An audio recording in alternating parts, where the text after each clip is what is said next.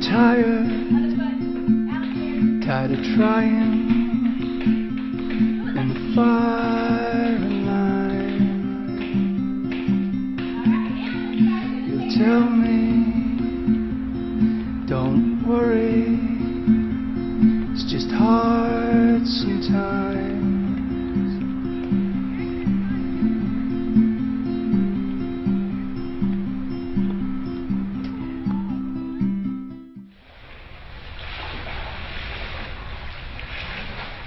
Tibial hemimelia is where the shin bone, or the tibia, for Joseph, it's his right leg, it was missing, and in the left leg it was a ½ inch approximately too short. He was very happy. He was a very happy kid.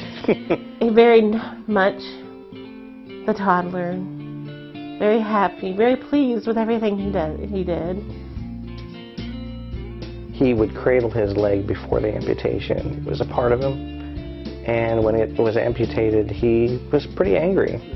He thought, I think, that he was going to wake up with a leg, a different leg. And when that didn't happen, he was angry. But we worked through it.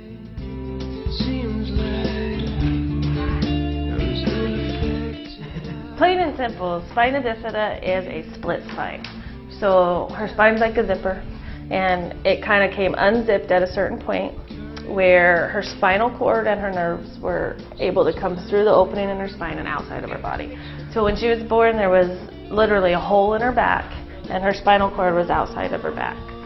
I like to talk about Emma as, instead of disabled, as differently abled, because there's not anything she can't do, she just does it differently. So she can, you know, everything can be adapted or worked out to where she can do everything. She can still dance, she can...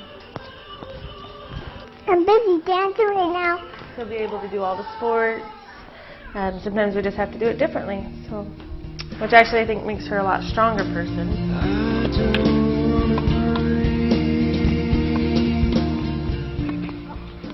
This is one of the last pictures that was taken of me before the car accident.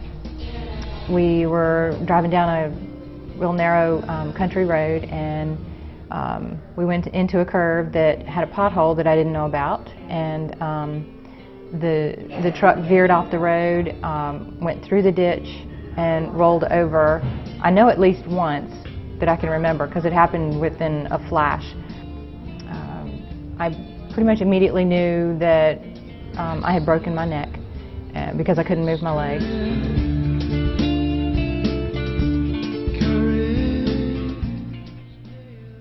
When I go out, people stare at me a lot, but I don't really care. Sometimes I just wish they would ask me instead of just staring. I can't really go fast with my leg on. I can go faster without it on. Now, riding a bike was one thing, too, because he had a prosthesis with a knee that you couldn't really control it. He never really learned how to ride a bike. And we tried, but we just couldn't get the knee to move right for the bike. So I guess he kind of missed out on it. I specifically was told, you know, God doesn't love babies like that, who have issues. And I guess that's the most challenging, is there's still those misconceptions out there and ignorance.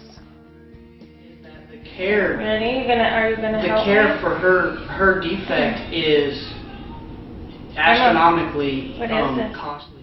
Right when she turned 2, about 10 days after her second birthday, she got her G-tube. Hers is called eosinophilic esophagitis because white blood cells attack her esophagus. And so due to that, she never ate. It's very time consuming for her, so she really has to sacrifice a lot of time for her care. You know, we have to do all that, so her routine is very long and very demanding of her and all of us.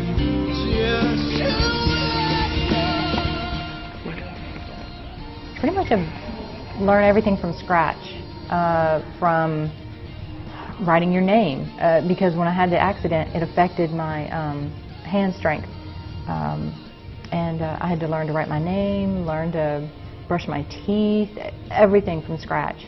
I just learned things how to do things differently than I was doing before. I didn't think that I would be accepted by people. I didn't think I was going to find anybody to date. I didn't think that there would be anyone that would want to, deal with my situation the way that, it needed to be. So it was kind of scary at first. Swimming pretty much just made me fit. Before I was really, really skinny, but now I've gotten some muscle tone. When he first started, he was kicking both legs just as hard, the same, but he was kind of fading off a little bit, not going in a straight line, so we had to kind of compensate for that. I would kind of hit the wall a bunch of times on my backstroke and start bouncing off each side of the lane on my backstroke. And my butterfly would be very, very awkward because I didn't have like any kick at all, so I was really slow with that. And when he was close to turning 9, Brad said, "You don't really need to be doing lessons anymore. I want you on my team." He's gone from being able to swim for safety to being able to compete with regular, able-bodied, full, non-amputees. For me, it's really important for her to do sports because she gets to, for one, it's really good exercise for her. But then I have her in 2 different environments. She does tennis, which is a wheelchair sport, so she can see other adults in wheelchairs. Because there's times I think she thinks that she's going to grow out of it. When she gets bigger, she's going to be able to walk, and so she knows that, being an adult in a wheelchair is okay, and so she can participate with that. And then I have her in dance where there are actually no other disabled children in her dance class, and so she can just participate with other girls and just be a kid.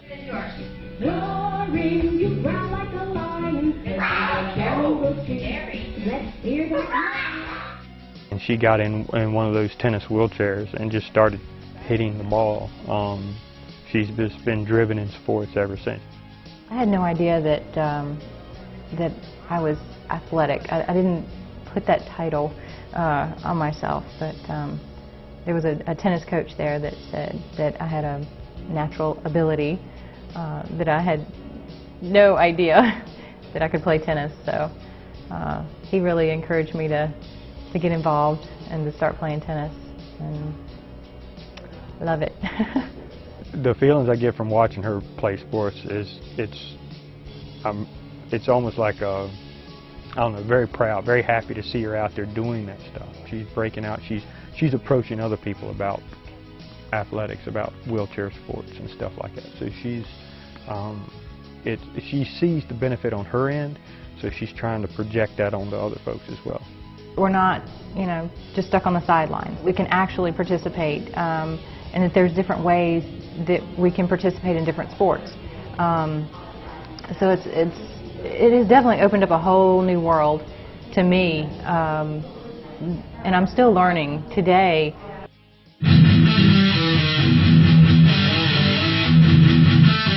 He just wants everybody just to look at Joseph as Joseph, not Joseph as the guy with half of one leg.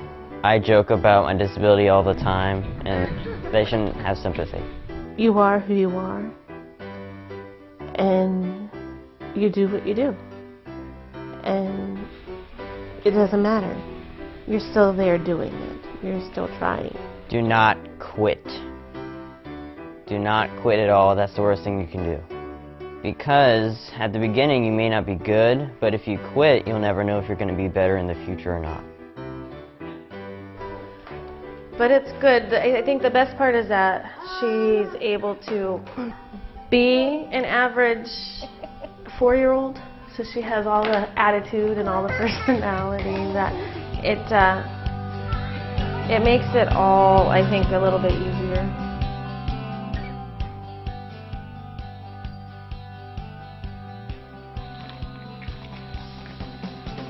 And when I first started out, I had no idea what I was going to do. It's a lot different now than I thought it was going to be. It's evolved as I've gone through different chapters of my life. It is evolved. I've had so many doors open to me now. I feel a lot more limitless.